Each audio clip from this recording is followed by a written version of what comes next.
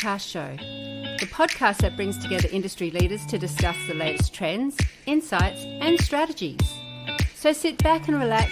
Let's get inspired by the amazing women who are shaping the future of professional women in Australia. Don't forget to like and subscribe. So, welcome to the Business Women Australia podcast show. And our topic today is Untangling Love and Insights and Lessons from the Divorce Mastermind, which I'm very lucky to have with me today. So my guest today has over 35 years of experience in law and founding Leach Legal in 2004. She's now expanding across Australia. Now, Catherine is actively involved in the broader business community and is a regional governance director for APAC and a member of the Global Governance Committee for the Entrepreneurs Organisation. And this year has started something new in Victoria and has co-founded the Family Law Association of Victoria in March of 2024. And amongst continuing to engage in mentoring, training, running mentorship programs, aiming to support and guide local entrepreneurs and professionals, she is also a strong supporter and advocate for Business Women Australia.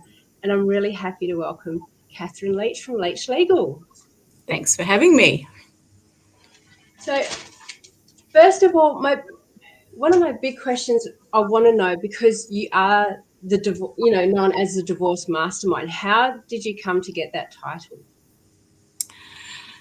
It came about because for most of my career, what I witnessed was people who were commonly going through a process, and it was a little bit like one foot in front of the other, and this is the next step, and this is the next step. And it's a very emotional and very stressful period of time, as you can imagine. And I just felt that there needed to be more strategy put into it, more big picture, more less in the weeds. And I felt that was something that I could offer from that mastermind point of view in being strategic, not just about, well, this is the next step and this is the next document. And I've also noticed with a lot of your work, it's, we talk about strategy, but you also bring a lot of empathy to it. Which I think it's hard in family law not to have one without the other, because it's all very well to give advice and give direction, but if somebody's, frozen in fear or emotion, they're not logical. Their emotion is up, their logic is down. You can't get people to make decisions when they're wrapped up in emotion. So you've got to be able to show them and tell them that you understand where they're coming from, and sort of get them back on track so that they can make, legal and financial decisions, which is what we're there for. Yeah. And, with your background with family law, how do you think it's shaped your own perspectives on relationship and love? Well, I've been married for 20 years, so my perspective is trying to avoid divorce.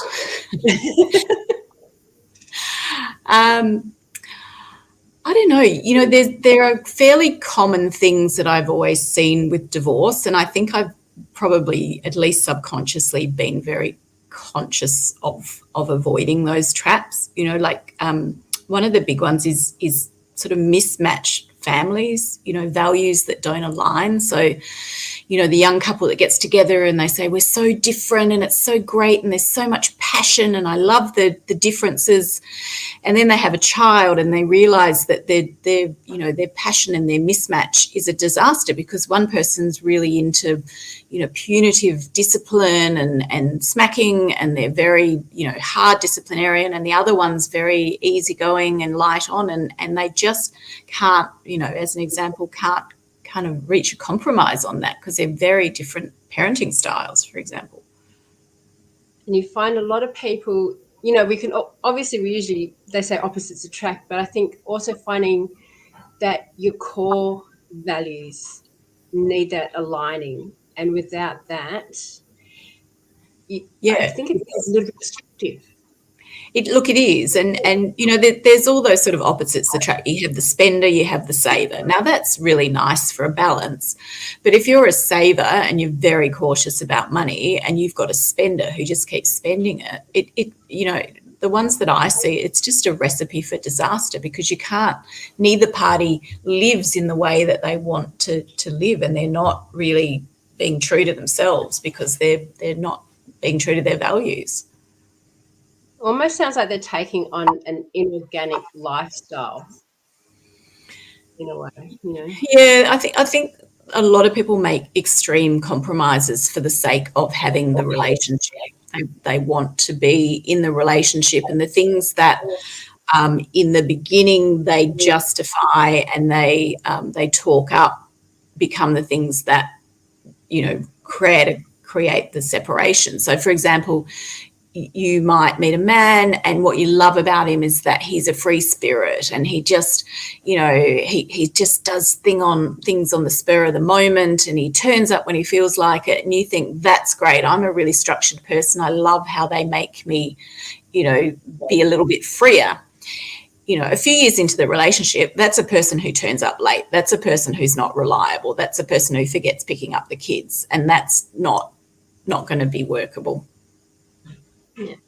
So, what do you think are some of the key insights that you have about, because communication comes down to a lot of it. We can be a free spirit, but if we're not going to communicate with that free spirit, look, I actually need this from you. Can you give it?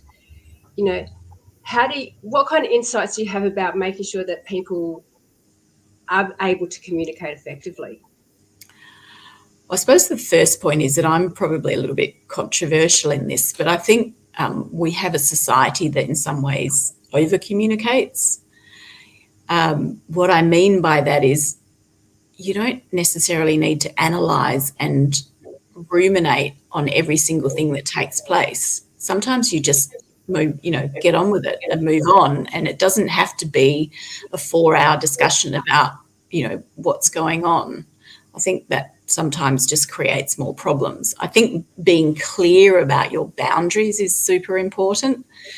And what I mean by boundaries, a boundary is not, you know, you're not going out with your mates. When I want you to be home, you have to be home. That's not a boundary. That's a control thing. A boundary is, you know, you're not going to yell at me, or you're not going to, you know, be physically abusive, or, you know, things that encroach on you personally. And you set those boundaries and say, if you do this, I will do that. And then the rest of it mostly sits outside of that and is a control issue. And you just have to learn what, you know, what you'll put up with and what you'll not, because you can't make people do anything, really.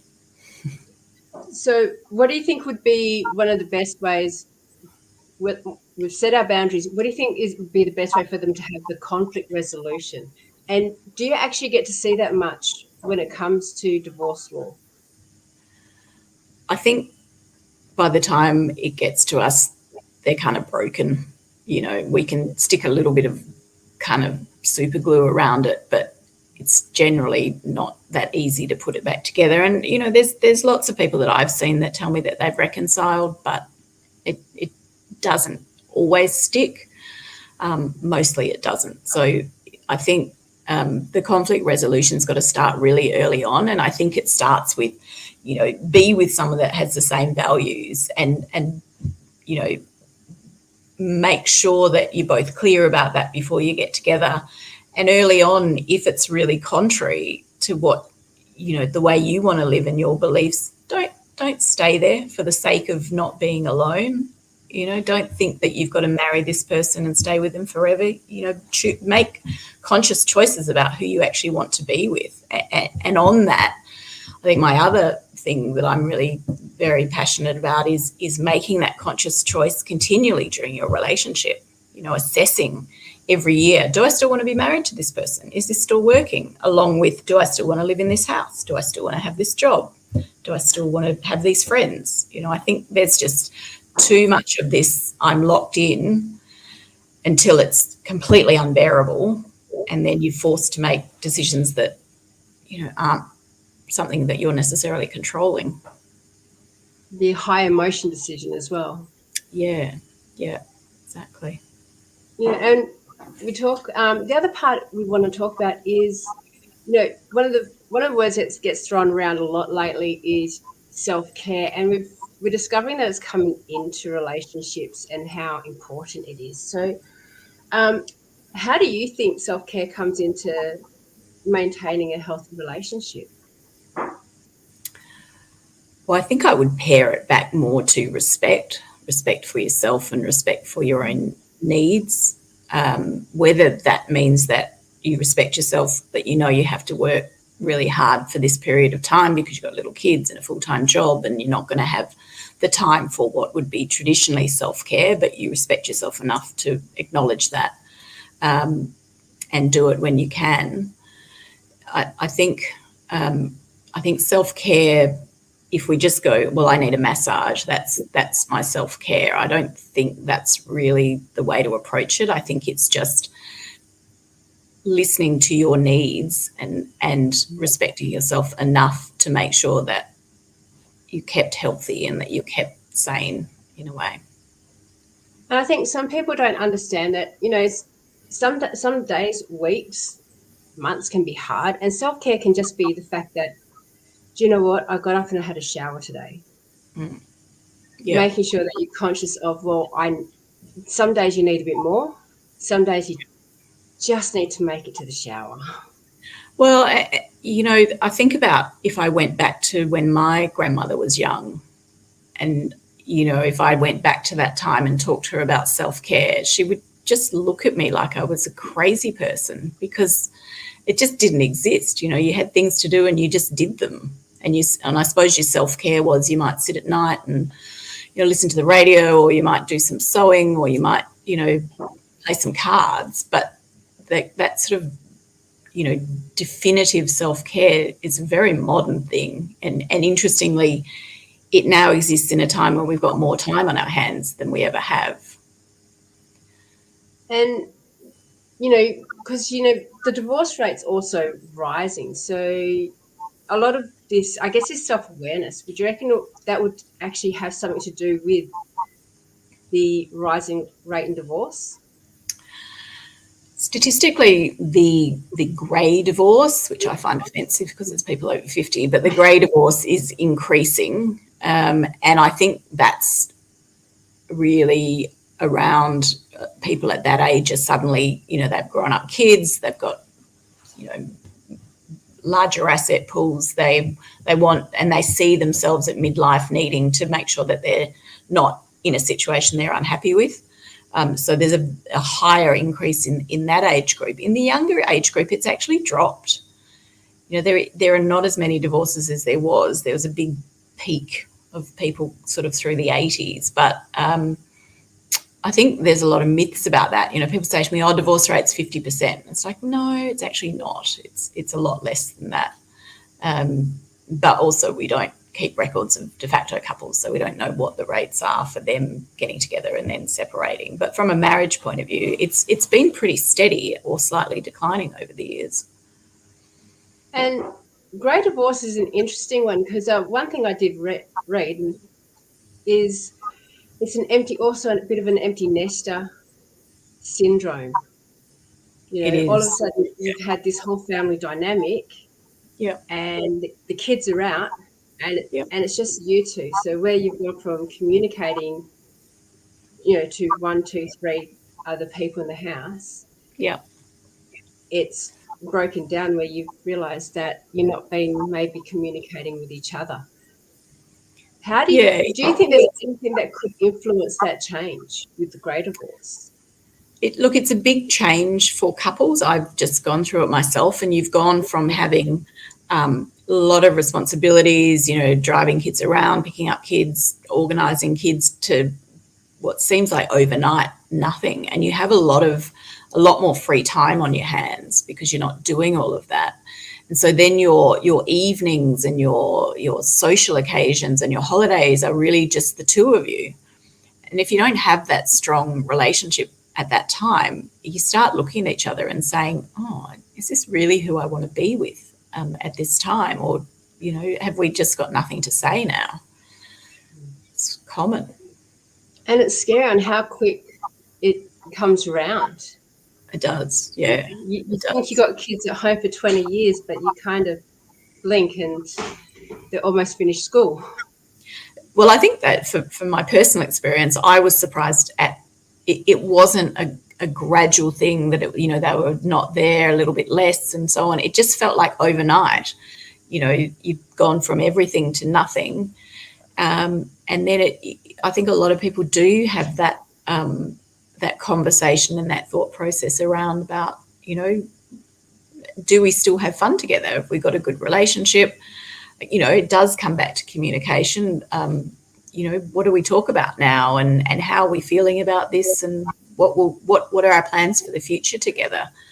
And for some people, they just say, I haven't actually really liked you for a long time. And I'm just going to leave. I mean, I had a guy come in the other day and he said, my wife says I'm a really good father and a really good business person, but I'm a terrible husband. And he said, so there we are. Oh, well, bit of brutal truth. You'd think that would have come up a bit earlier before he ended up in a divorce law. Yeah, yes. So with this happening, in what way do you think, legal awareness helps to contribute to successful navigation of relationships then? I had this view that they should teach about divorce in high school. It's not a popular one because it's, a bit. It's a practical one. It's a practical one because a lot of the questions we get and a lot of the situations people are in result from these urban myths about divorce and what happens. And I think if people had a better understanding of it, like when we look at negotiating a property settlement, all of the assets go on the table. So it doesn't matter whose name you put it in, it's still up for discussion. And so people get very proprietal about assets because they're in their name. They think that that's going to be the be all and end all of it. And if you're a kind of in a position of lesser power, to say, if you've constantly got your spouse telling you, well, you'll get nothing, you're not worth anything, everything's in my name, it's really debilitating and demoralizing, and it just adds to the stress of being in the relationship, because a lot of these people think that there's no point in going because they're not going to get anything. And if they understood what the reality was, they may still stay, but they might have a better relationship because they can say, look, I don't think that's right, and I'm not sure why you're telling me that, and we need to think about this in the context of our relationship. And I think that's really important because you do see people who they have that kind of financial abuse situation where, it's been held against them. I do know someone who's going through it at the moment and, didn't even think she could get a phone. Yeah. Yeah. And it's like, to understand the fiscal responsibilities in a relationship, Yeah. what the entitlement is, I think, it creates a sense of understanding, creates a sense of security for people as well. And yeah, and it's the tone of your relationship as well, and it comes back to, are you going to stay in a relationship if people are going to kind of treat you in that way, and if there's not, kind of full disclosure about everything, and if you ask questions, are you getting the answers to the questions, or are you being told you don't need to worry about that, that's my area, you just deal with your stuff, then is that the partnership that you really want? yeah, 100%. So what do you think are some of the practical tools that people should be able to use to help manage their relationship?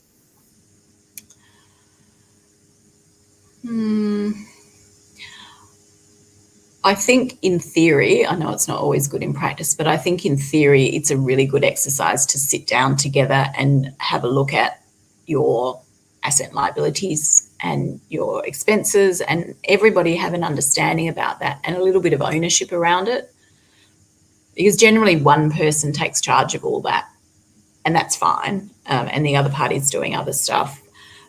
But I think just if you were a full-time parent and the other parent, and you said to the other parent, listen, I don't think I'm going to vaccinate the kids.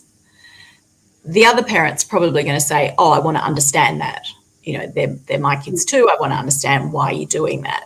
If you put the shoe on the other foot and say, listen, let's sit down and go through the assets and liabilities and the budget and stuff, and then the other parent says, oh, I'm not interested.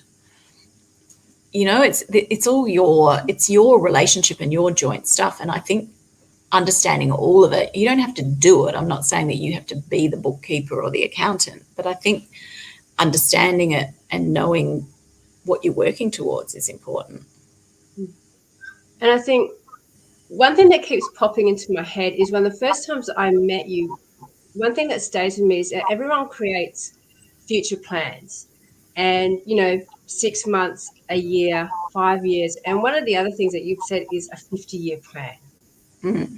Yeah. You know, this has actually really, really stuck with me. And, you know, so people think, you know, a lot of that is financial, but, you know, it's also that relationship building. How do I want to see myself? Like that 50-year plan, that gets me every time. How do I want to move? How do I want to be able to have my relationships? You know, how do I want to be in the world around me?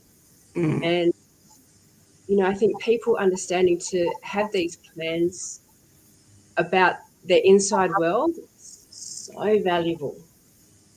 Yeah, the 50-year plan, it scares a lot of people because they say, oh, I'll be dead in 50 years. But it's really about, in 50 years' time, what do you want your life to look like? And if let's say one of your goals in 50 years' time is to have a really close relationship with your kids and their families, what are you doing now to further that goal? If you only see them every 6 months, is that furthering that goal? And what can you change to do that? If in 50 years' time you want to be independent, fit and healthy, you know, what are you doing now to make sure that happens in 50 years' time? There's a really good book called Outlive by a doctor called Peter Attia, and he talks about what do you want to be physically in, let's say, 30, 50 years' time. And if you say, look, I want to be able to drive to the shops and get shopping and bring shopping home, he does this sort of calculation where he says, look, let's say the shopping bags are 5 kilos each. That means you need to be able to carry 10 kilos. And then looking at the way that your muscles atrophy over time and your ability to lift gets less, what should you be lifting now to make sure that in 30 years' time you've still got enough left to do that? And it's a really interesting thought, because you think, well, okay, if I want to lift 30 kilos when I'm 90, I've got to be lifting, 120 kilos right now to make sure that my muscles are going to be conditioned for that. And it's the same with your 50-year plan. You know, if you want a good relationship with your husband, what are you doing to further that now? And it's all about what we put in now. And as a random question, what would you say, you know, they always talk about the top reasons why marriages fail. What do you think would be your top 2 reasons? I think there's like a trust precipice. So this is the person you love most in the world, that you trust the most, and then something happens to shake that trust, and you very rarely ever get it back. And so it could be anything. It could be, I found a hidden bank account. He was getting texts from somebody, she didn't turn up when she said she was, and I saw her with a guy. Whatever it is, but I think it's that shaking of trust is probably the big one. I think the other one that's quite common is this focus on when you get your family. So when you get in your relationship, where you get married de facto and you have your own family, you become the nucleus. So that is your family, and you should put your family above everything else. As soon as people start putting people outside the nucleus ahead of everything else, so let's say the mother will change arrangements and put her mother in front of her husband and vice versa, that starts to really impact the relationship, because it isn't putting your nuclear family first, it's bringing other people in. Perfect. Yeah. Understandable too. Yeah. I wouldn't, Yeah. I don't think I'd want to be able to share any, like my husband, with anyone like that. No. Well, it just, I think if they, and I get it, people have very close relationships with their parents, but, the process has moved on. It's moved on from you and your mum and dad and your siblings to you and your partner and your children. And that's the natural progression of life, and you got to let it go. Yeah. And when it all comes to the head, they've decided that they can't move forward and separation divorces in the future. Where do you think, what would be your first step to advise someone? It always amazes me, if you have something wrong with you, mostly people go to the doctor and find out what's actually happening. There are some people who don't want to go to the doctor because they might get told something they don't like, so they put it off. And divorce is a little bit like that. There are some people who just want to find out the reality of it and understand it. And then there are some people who don't want to go at all because they might hear something that they don't want to hear. So I think getting the information, I mean, what I say to people is, look, come and get the information, get legal advice to start with. Don't do anything if you don't want to. But every time you have a conversation with your partner, with somebody else, with your best friend, and they say, oh, I know that, you're only going to get 20% because of X, Y, Z, you're going to have a panic attack, because you're going to start thinking, well, are they right? What's going to happen? I'm not going to have any money. It's all going to go badly. I'm going to lose the kids. Whereas at least if you've had that foundational information from a good family lawyer, you can always just say, oh, that's interesting. Okay, yeah, I'll have a look at that. And you don't, emotionally, you're going to be very, up and down anyway if you're in that situation. You don't need to add to that by having every man and his dog with an opinion on what's going to happen to you. And you notice that anytime someone puts something, especially with social media, they'll reach out for advice. If you've got 500 friends, you probably get 100 pieces of bad advice and maybe one or two of good advice. Well, the reality is that the family, in terms of the law, it's a wide discretion. So that if you took one case to court and you had 5 different judges look at it, you get 5 different results. So anybody that's sitting there saying you're definitely going to get 60% is just not right, because we don't even know. The judges don't even know. It's just it's a discretion, and it depends how everybody's doing on the day. And so obviously my first bit of advice is for people who are separating is to go and visit the Leach legal offices, which we currently have in Perth and Melbourne. Yes, absolutely. And I just want to thank you so much for jumping on and talking with me. Thank you. Every time you share your insight with me, I'm always learning a little bit more. And like I said, I've taken to heart, when you talked about a 50-year plan, that's still stuck with me to today.